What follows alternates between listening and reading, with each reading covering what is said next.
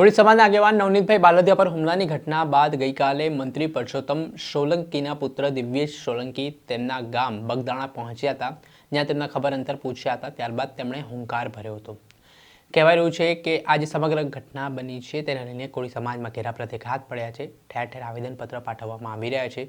ત્યારે મંત્રી પરસોત્તમ સોલંકીની નાદુરુસ્ત તબિયત હોવાના કારણોસર તેમનો પ્રતિનિધિત્વ તરીકે દિવ્યેશ સોલંકી છે તે આ મામલે નવનીતભાઈ બાલદિયા છે તેમને મળવા માટે પહોંચ્યા હતા. તેમનાથી આ સમગ્ર પ્રકરણની તેમણે માહિતી મેળવી હતી. ત્યારબાદ તેમણે બગદાણા ગામથી હુંકાર ભરવાની શરૂઆત કરી હતી. તેમણે જણાવ્યું કે તેમણે હોસ્પિટલ ખાતે કેમ નવનીતભાઈની મુલાકાત નથી કરી.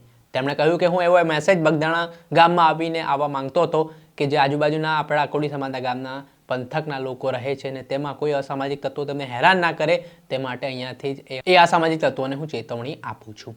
સાથે જ તેમણે કહ્યું કે આ દિશામાં સરકાર છે તે ખૂબ જ સક્રિય થઈને કામ કરી રહી છે. એસઆઈટીની ટીમનું ગઠન થયું છે તે સામે પણ દિવ્યેશ સોલંકીએ સંતોષ વ્યક્ત કર્યો છે. ત્યારે આ ઘટનામાં તેમણે શું કહ્યું તે સાંભળો. આવડી મોટી સંખ્યામાં તમામ આગેવાનો અમારી સાથે પધાર્યા અને આપણે સૌ આ સમાજના દીકરાના કારણે ખરેખર એક તો બિરદાવજો કે આપણે સૌ જે આખો સમાજ ભેગો થઈ છે અને જે આવી જાગૃતતા લાવ્યા છીએ એ બદલ આખા સમાજના તમામ આગેવાનોનો, યુવાનોનો, મારા વડીલોનો ખરેખર હું આભાર માનું છું. આજ 18 વર્ષને એક ઉત્તમ ઉદાહરણ આપી શકે ને એવો ઇતિહાસ આ કોળી સમાજ એટલે સમાજના દીકરા તરીકે ખૂબ હું આનંદ અનુભવું છું. સાથે જ આ જે ઘટના થઈ છે અને આપણે સૌ જાણીએ છીએ આપણા વાલા નવનીતભાઈની પુરુષોત્તમભાઈ સોલંકીએ અને સમાજના તમામ મુખ્ય આગેવાનો હંમેશા એની ચિંતા લેતા હોય છે. એટલે બધા આગેવાનો આની ચિંતાને લઈ અને આજે એમના વતી પુરુષોત્તમભાઈ સોલંકી વતી હું એમની ખબર કાઢવા આવ્યો છું. મને એક એવી ઈચ્છા હતી કે હું દવાખાને નહીં પણ હું બગદાણા ગામ મુકામે આવીશ, જેથી આજુબાજુના તમામ આખા પંથકમાં મારા સમાજને ક્યારે પણ આવી રીતે કોઈ અસામાજિક તત્વ મારા સમાજના છોકરા ઉપર ક્યારે કોઈ હાથ ન ઉઠાવે. એક સોલંકીના દીકરા તરીકેનો જે અમારો ધર્મ છે, આ સમાજે જે અમને આપ્યું છે, આ સમાજ માટે અમે અમારું માથું દઈ દઈએ તોય એની કોઈ કિંમત નથી. કારણ કે સમાજનું અમારું આ ઘરેણું હંમેશા અમારા હૃદયમાં છે. એટલે આ તકે મારા સમાજને હું બિરદાવું છું.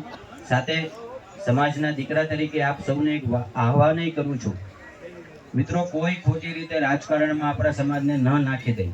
આપણે આપણા સમાજના દીકરાને ન્યાય અપાવવા માટે દોડવાનું છે. બાકી કોઈ બીજી ટીકા ટિપ્પણીમાં કોઈ ઉશ્કેર આવે તો ઉશ્કેરાતા નહીં. તમને એક ભાઈ તરીકેની આ એક મારી નમ્ર અપીલ છે. સમાજ એક સાથે ભેગો થઈ અને આપણા ભાઈને આપણે ન્યાય અપાવવાનો છે. અને મને ચોક્કસપૂર્વક મને એ બાબતે વિશ્વાસ છે કે 110% જે આપણે રાખ્યો છે એ ધ્યેયને આપણે 100% આખો આ સમાજ ભેગો થઈ અને એ ધ્યેય પ્રાપ્ત કરશું. આ બધાને મારા અને ભાઈ શ્રી પુરુષોત્તમભાઈ સોલંકીના સીતારામ. જય કોળી સમાજ. જય કોળી સમાજ.